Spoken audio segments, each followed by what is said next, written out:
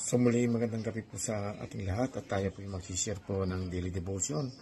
Purihin po yung Panginoon sa gabing ito at tayo po ay maayos na nakabalik po sa kanya-kanyang mga tahanan. At ang akin pong share dito po sa Numbers verses 1 to 5 po. At ang sinasabi nga po sa talatang ito, ang lugar na tinatawag na Tabera. Dahil sa hirap na dinaranas, nagreklamo ang mga Israelita dahil dito nagalit si Yahweh at pinaulunan ng apoy ang isang bahagi ng kanilang kampo. Kaya nagmakaawa kay Moises ang mga Israelita at agad naman siyang dumulog kay Yahweh. Dininig naman siya at namatay ang apoy. At ang lugar na iyo'y tinawag nilang Tabera, sapagkat nagliyab doon ang apoy mula kay Yahweh. Verse 4 po, pumili si Moises ng 70 pinuno. Ang mga dayuhang sumama sa paglalakbay ng mga Israelita ay nanabik sa dati nilang pagkain at nagaya sa kanila ang mga Israelita. Kaya nagreklamo na naman sila. Ang sabi nila, kailan pa ba tayo makakatikim ng karne? Mabuti pa sa Ehipto, doon nahihingi lang ang isda at naalala ba ninyo ang pipino, pakwan, sibuyas, bawang at gulay na kinakain natin noon?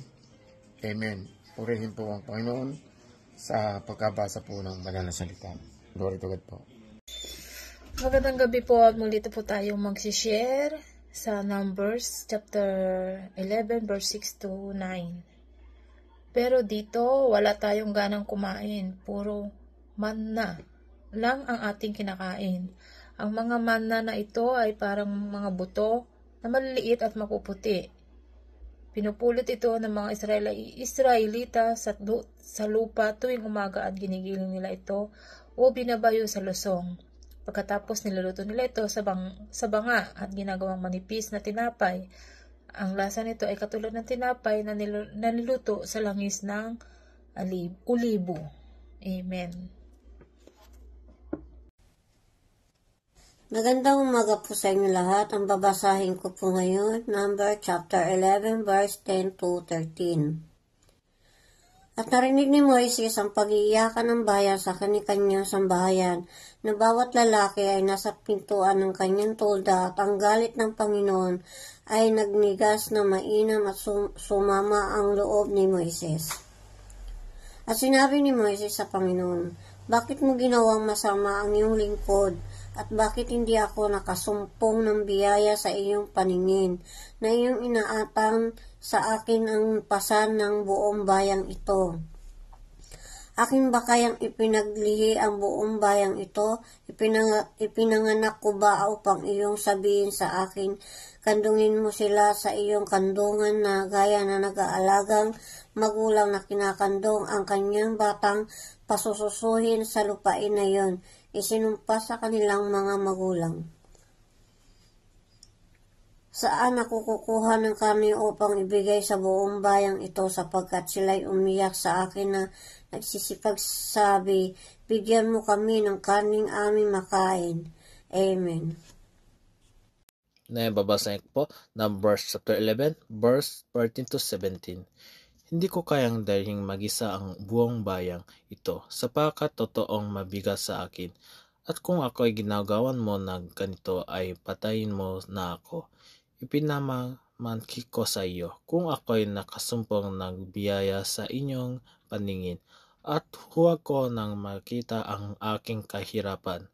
At sinabi ng Panginoon kay Moises, pisanin mo sa akin ang 70 lalaki sa mga matanda sa Israel, sa iyong mga nalalaman na mga matanda sa bayan at mga nang uulo sa kanila, at dalhin mo sa tabernakulo ng kapisanan upang sila'y makatayo roon na kasama mo. At ako'y bababa at makikipag-usap sa inyo doon, at ako'y kukuha sa espiritong sumasayo at aking isasalin sa kanila, at kanilang dadalhin ang pasan ng bayan na kasama mo, upang huwag mong dalhin mag-isa. Amen. Gandang gabi po sa ating lahat. Ang ibabahagi ko po ngayon ay makikita sa bilang Kapitulo 11, versikulo 18 hanggang 21. Ito po ang nakasaad. Pagkatapos sabihin mo sa mga tao na linisin nila ang kanilang mga sarili dahil bukas may makakain na silang karne. Sabihin mo ito sa kanila, narinig ko ang inyong reklamo na gusto ninyong kumain ng karne at sinasabi niyo na mas mabuti pa ang inyong kalagayan sa Ehipto. Kaya bukas bibigyan ko ng karne para makakain kayo. Hindi lang isang araw o 2 o 5 o 10 araw o 20 ka araw ang pagkain ninyo nito, kundi isang buwan hanggang magsawa kayo at hindi na kayo makakain ito. Dahil itinakwil ninyo ako na sumama sa inyo at nagreklamo kayo sa akin na sana hindi na lang kayo umalis sa Ehipto. Pero sinabi ni Moises, 600,000 lahat ang tao na kasama ko at ngayon sinasabi po ninyo, bibigyan ninyo sila ng karne na kanilang kakainin sa loob ng isang buwan. Yun lang po, maraming salamat. God bless. Purihin ang Panginoon. Magandang gabi po. Ang babasahin ko po ngayon ay Numbers, chapter 11, verses 22 to 25. Would they have enough if flocks and herds were slaughtered for them? Would they have enough if all the fish in the sea were caught for them? The Lord answered Moses, Is the Lord's arm too short? You will now see whether or not what I say will come true for you. So Moses went out and told the people what the Lord had said. He brought together 70 of their elders and had them stand around the tent. Then the Lord came down in the cloud and spoke with him, and he took of the Spirit that was on him, and put the Spirit on the 70 elders. When the Spirit rested on them,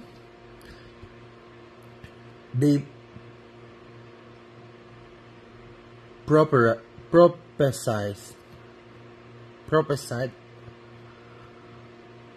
but they did not do so again.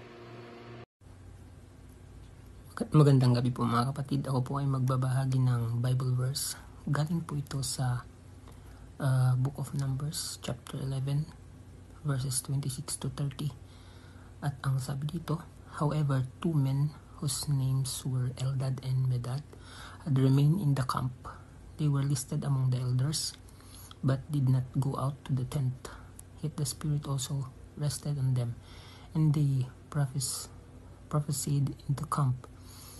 A young man ran and told Moses, Eldad and Medad are prophesying the camp. Joshua, son of Nun, who had been Moses' aide since youth, spoke up and said, Moses, my Lord, step them.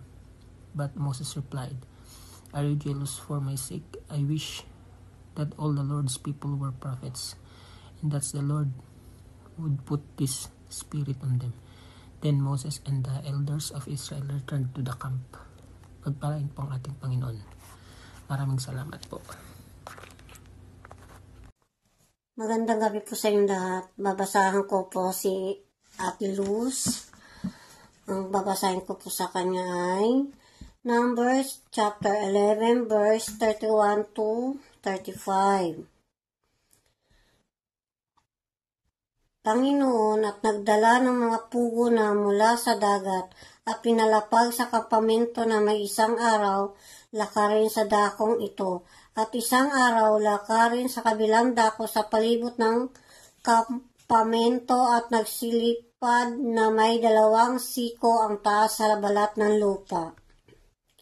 At ang bayan ay nangangatindig ng buong araw na yaon at ng buong gabi at ng buong 2 araw at nagsipang huli ng mga pugo yaong kaunti at napisan ay nakapisan ng 10 homer at kanilang ikinalat para sa kanila sa buong palibot ng kampamento.